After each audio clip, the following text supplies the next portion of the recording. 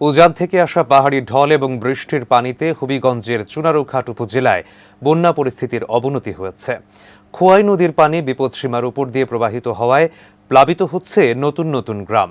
পানিতে পড়ে নিখোঁজ দুজন। ভারী বর্ষণের কারণে চুনারুঘাটে পাহাড় ধস ও খোয়াই নদীর বাঁধ ভাঙার আশঙ্কা রয়েছে।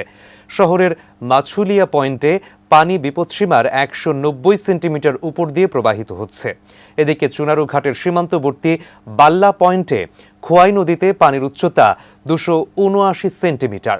ইতিমধ্যে জেলার চুনারুঘাট সদর ছাড়াও বাহুবল এবং লাখাই উপজেলার 60টি গ্রাম তলিয়ে গেছে। পানিবন্দী 2 লাখ মানুষ, 18,000 হেক্টর জমি এখন পানির নিচে।